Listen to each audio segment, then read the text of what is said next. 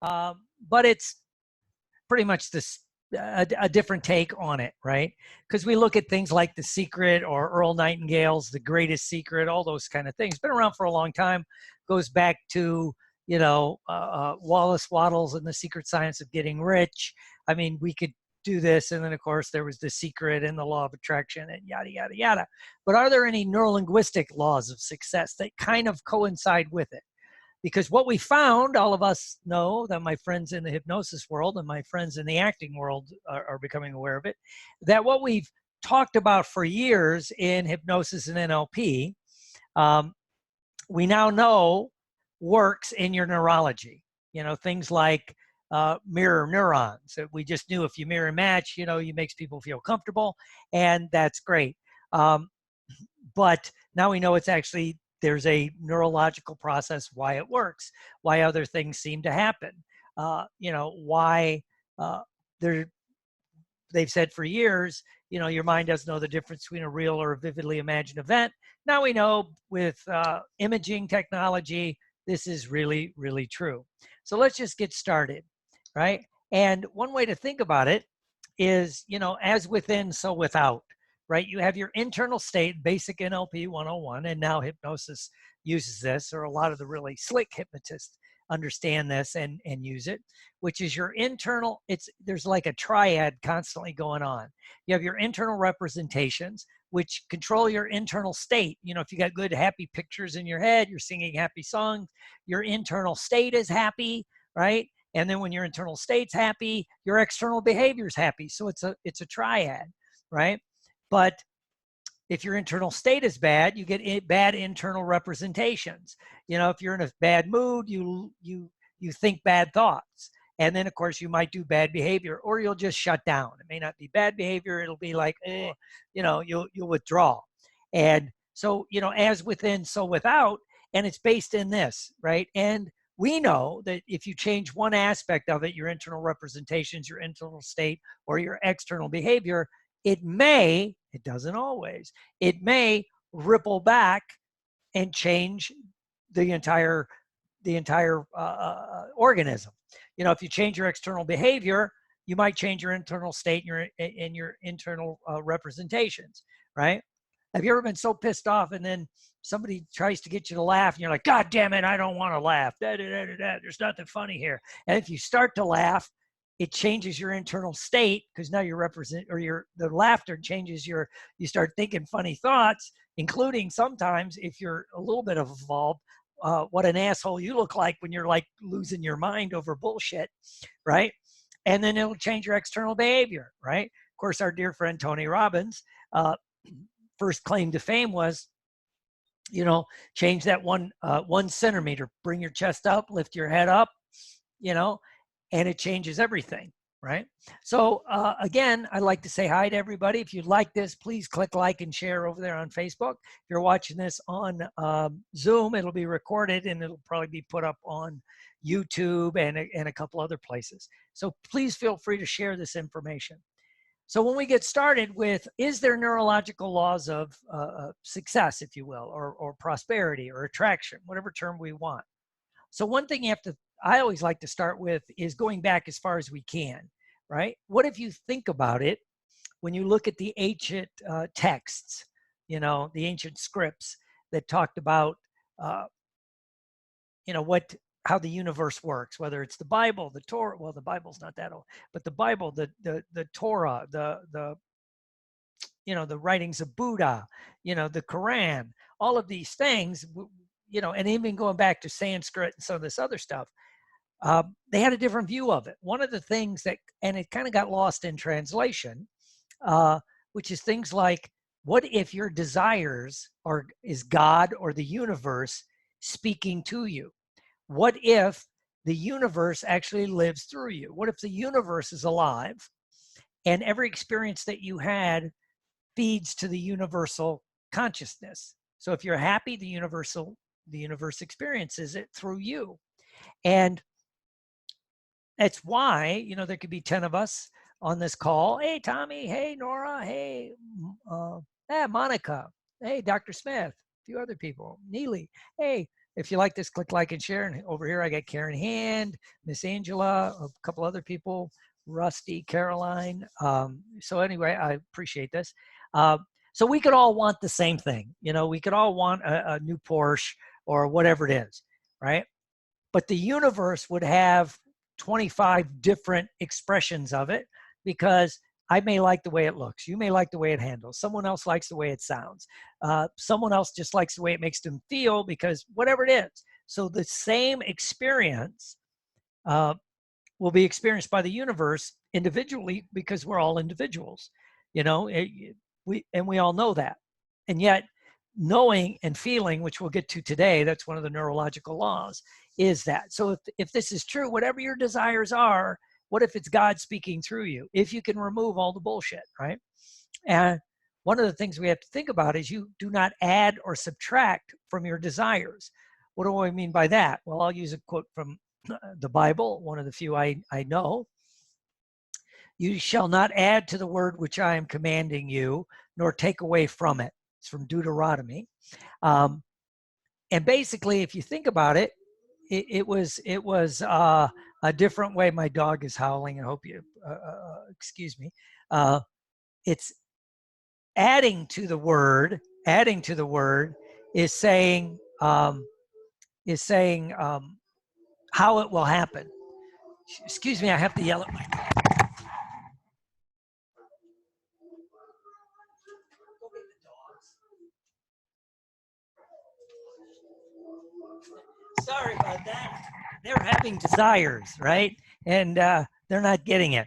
So adding is saying how it will happen, right? So if you have a desire and you say, I want a great relationship, and you think, well, the only way to get a great relationship is to go on match.com or to do the, you lay out the ground plan, if you will. You know, I want to be rich. Well, therefore I have to, you know, work really hard or do this or do this. And if you add, so by adding to it and saying how it'll happen, it shuts down how the universe will give it to you. You know, another quote is, you know, I have ways you know not of, right? So if you do that, and we're trained to do that, especially if you're educated, you know, you're taught,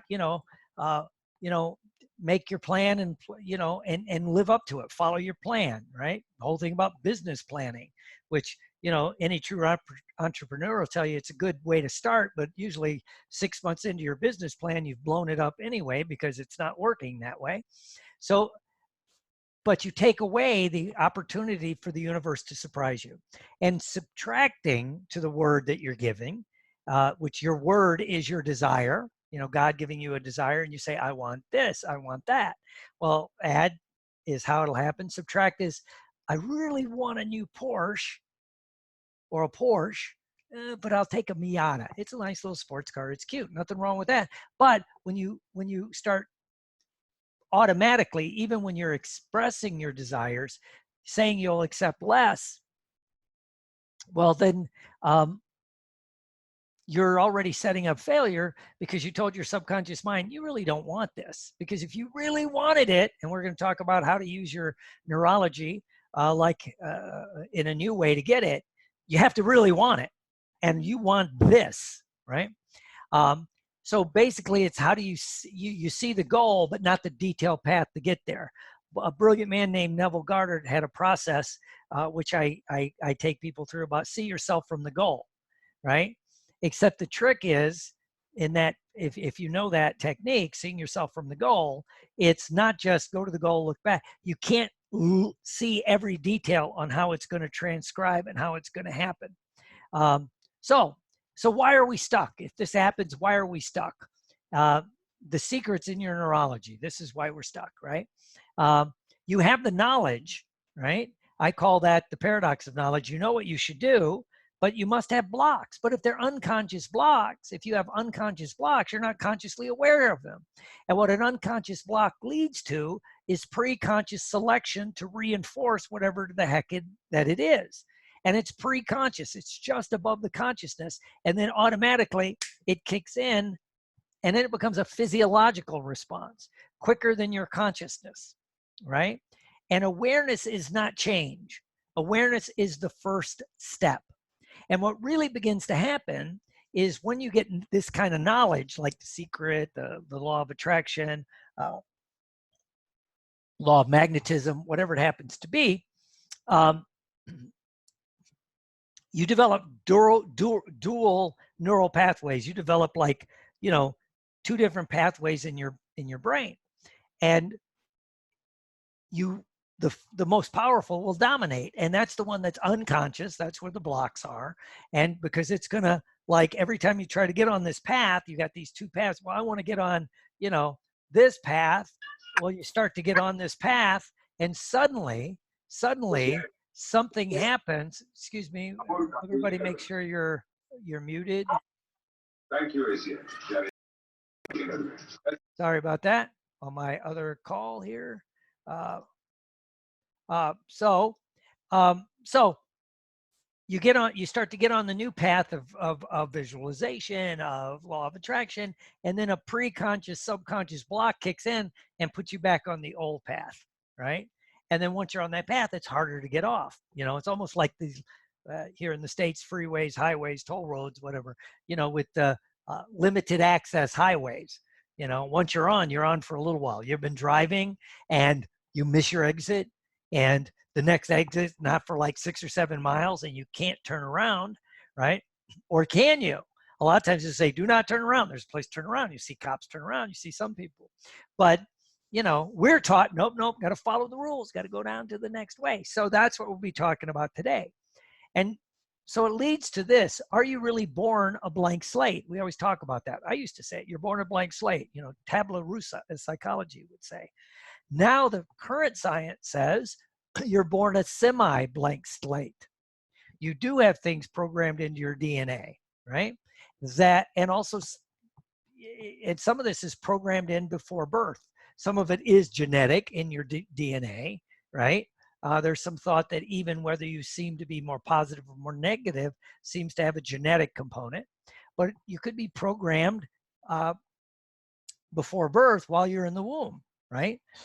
Because all the studies are starting to say with epigenetics that, you know, the egg, when you were an egg inside your mother, that her part of the genetic code in that egg was formulated when she was in utero in her mother.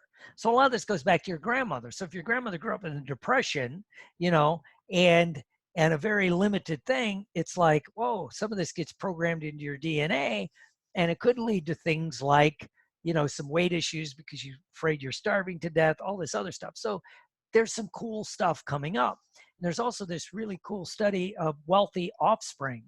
Why people of wealthy parents have a tendency to be more wealthy, even including if they equalize it and they go out and they create their own wealth.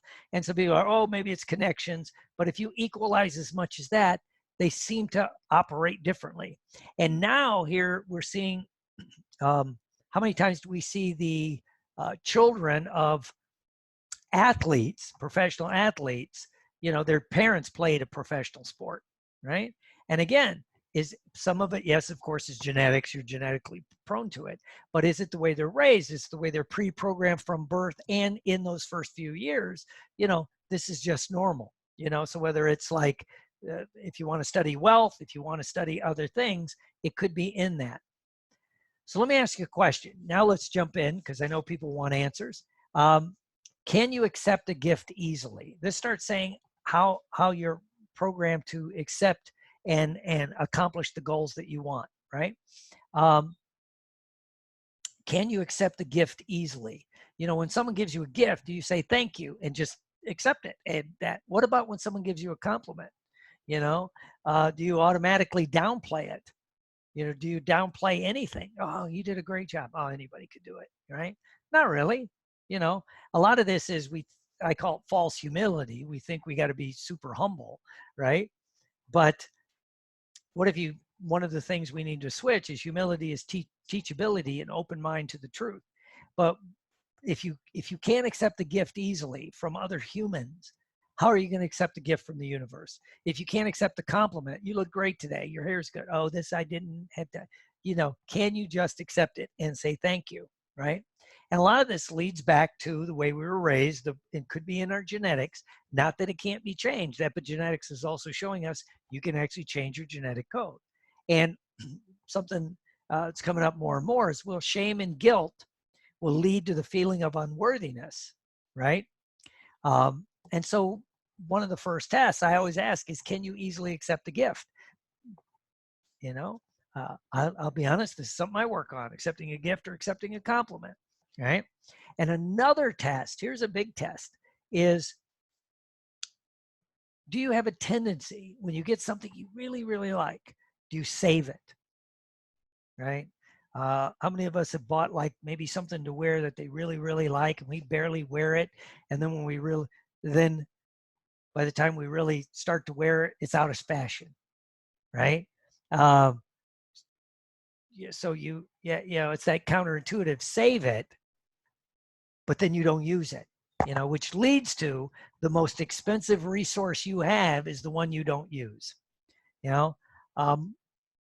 I was talking to a guy, he had a car and he said a certain car, and he's like, oh my God, it's never seen rain. Or very rarely seen rain. It's never seen snow. It was garage kept, yada, yada, yada. And I'm like, okay, so you never used it. Oh no, it was like a 92. It's only got like, 15,000 miles on it. And I'm like, okay, wow, it's worth all this money. But he didn't enjoy it. And I asked him, why don't you drive it? Well, this car is not to be driven every day. Well, why not? Well, it's worth X amount. And someone else that was there when he was say, no, it's probably worth what a 92 Corvette is worth. It's worth what someone will pay for it. But do you use when you get something you like, or do you save it, right? Because if you can't use it, again, why would the universe give it to you necessarily if you're not going to use it? So can you accept a gift? Can you accept a compliment? Or do you downplay them, especially your accomplishments? Hey, Jeff, click like and share. And a test is when you think about things, do you get something and want to save it, right? Another way to think about it, can you have dessert before dinner?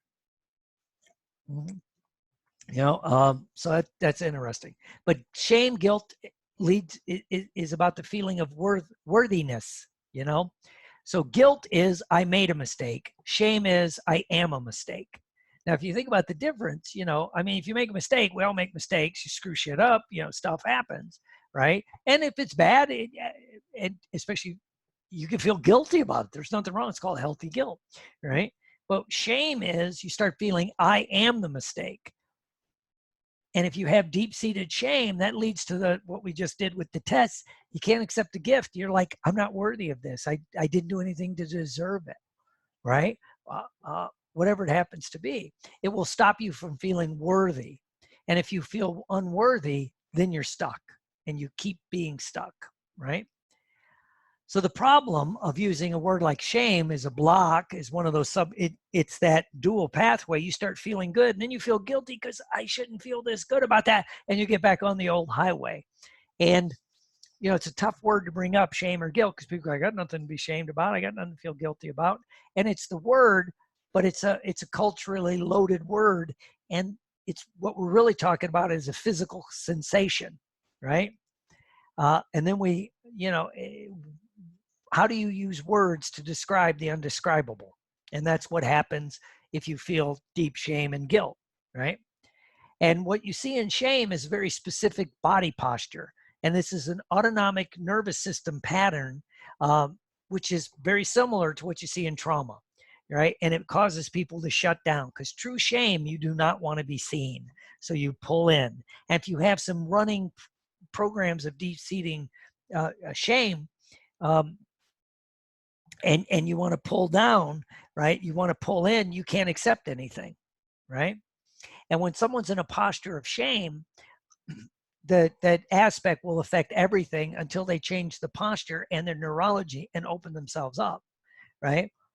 And sometimes, and this is where therapy doesn't work for this, just giving someone love isn't the proper response, right? Then they feel guilty about it. Then we have guilt about the guilt or shame about the shame. You shouldn't feel that way, but you feel that way, right? So what can, here's a leap, and this is what I wanted to get to. What can addictions teach us neurologically that we can use to change this? So here's a quick thing. There are 4 specific regions of the brain that are involved in addiction.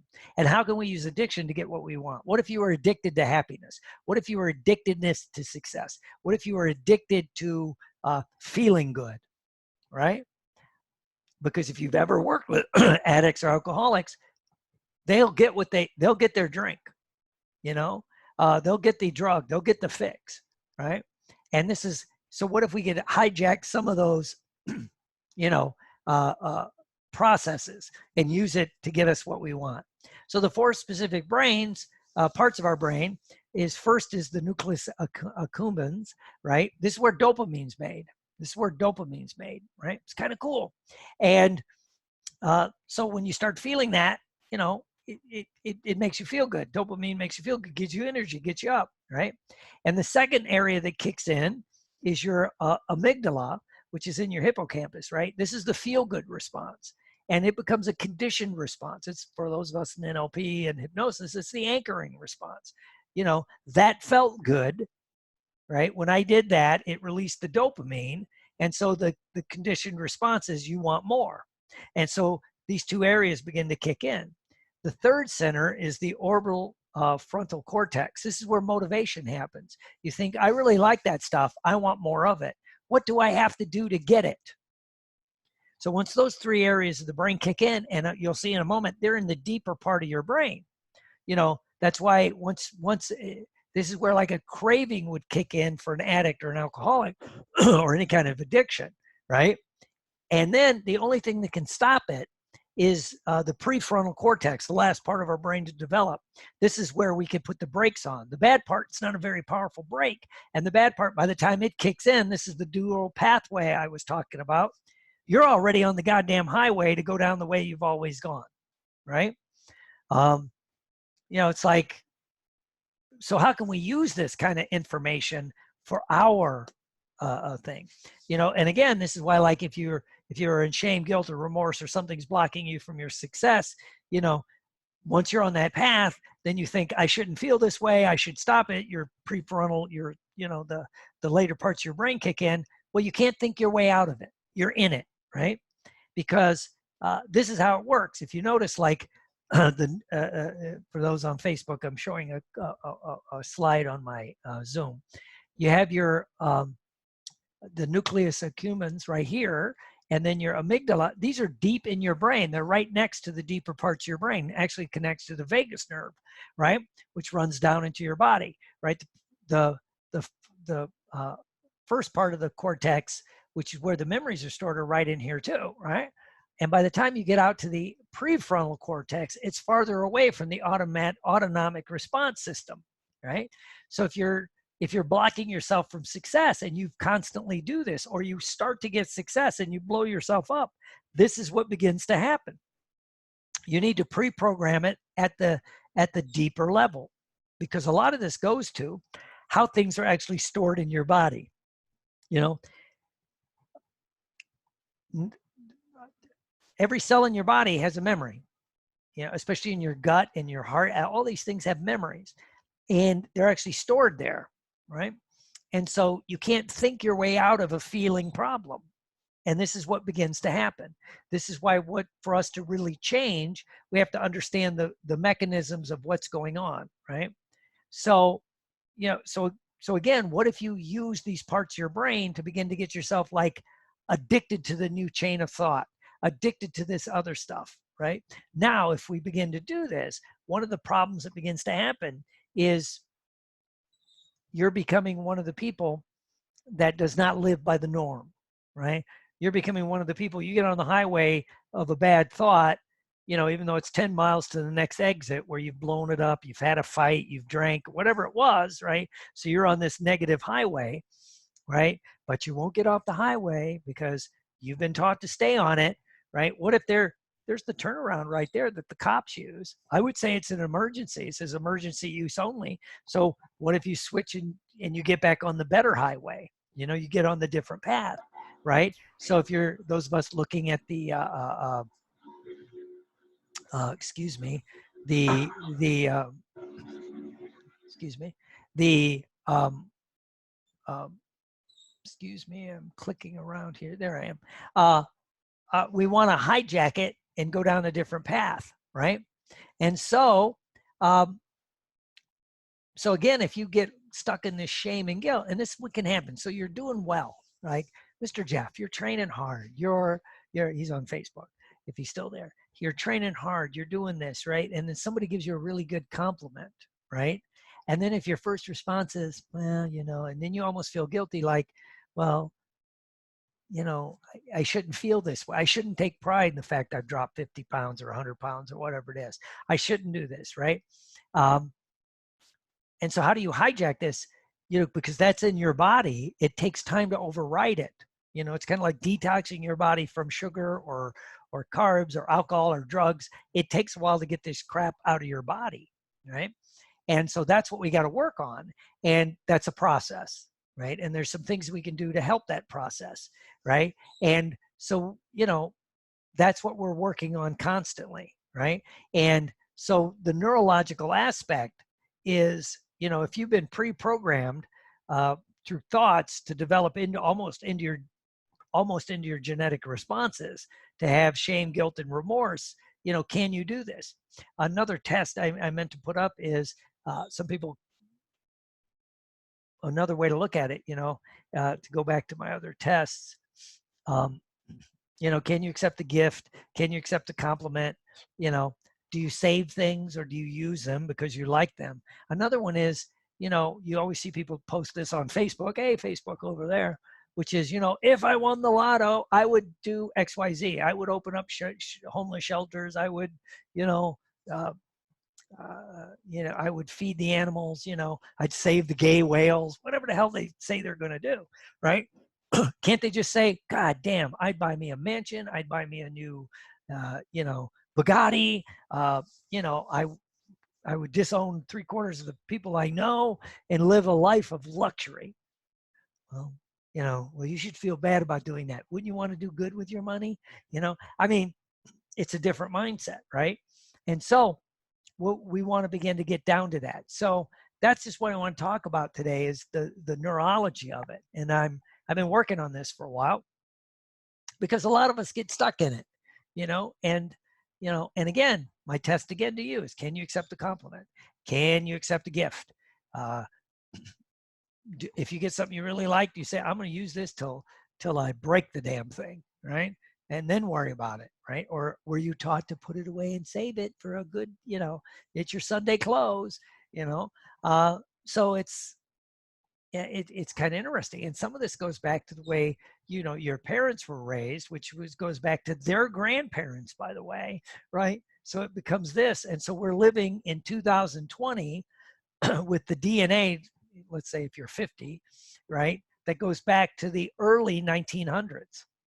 Different mindset. People literally starved. They died of this. They died of that.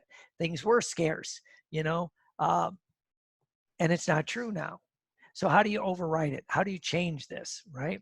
Well, you need coaching, obviously, and one of the bad things about being a coach, being a mentor, being a hypnotist, being a helper is, is getting help from other people. I've had, when you're really trained well, hopefully you were trained in a way that said it's okay to ask for help. A lot of us aren't. We're taught, pick ourselves up by our bootstraps, do all this other stuff. So, so what you want to do is be willing to reach out and try something new, get some coaching, get some this, get some that.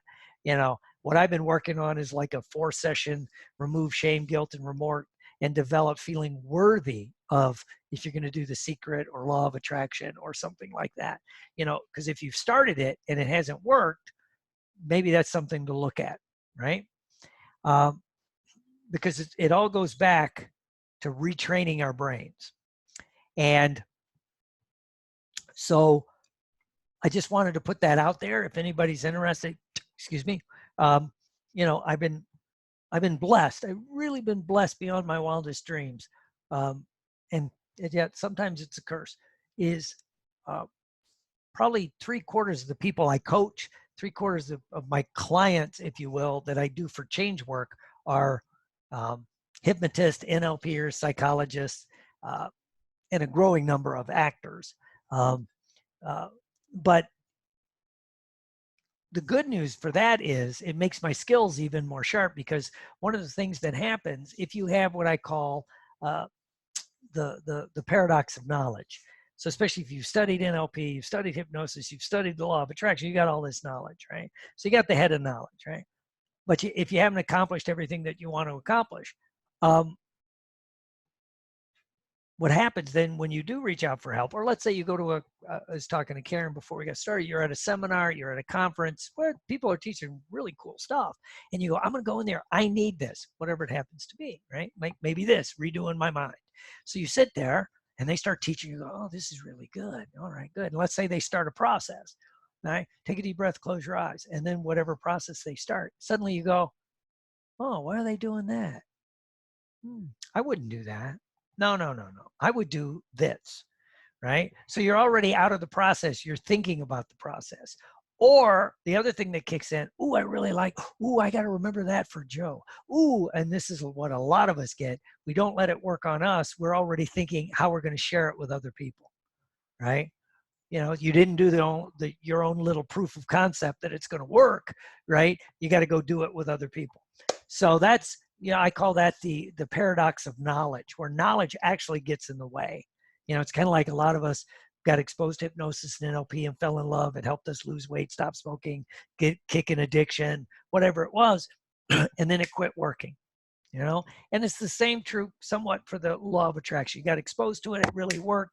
And then the more you learned about it, the less it seems to work most of the time. So anyway, that's what I've been doing. If anybody's interested, you can shoot me a message. And I would love to talk to people about doing this. I'm doing a special. Usually when I coach people, it's 4 sessions for $19.95. I'm going to do this specific thing for shame, guilt, remorse, develop feeling worthy, for 4 sessions for $4.95. Because I like it. I'm working on it. I'm trying to develop a protocol, and it is so cool. I just absolutely love it. So I'd like to thank everybody. Keep in touch. Let me know what you're doing. Somebody shoot me a text. Okay. The sessions are about an hour, 45 minutes to an hour. I do them here on Zoom for my people on Zoom.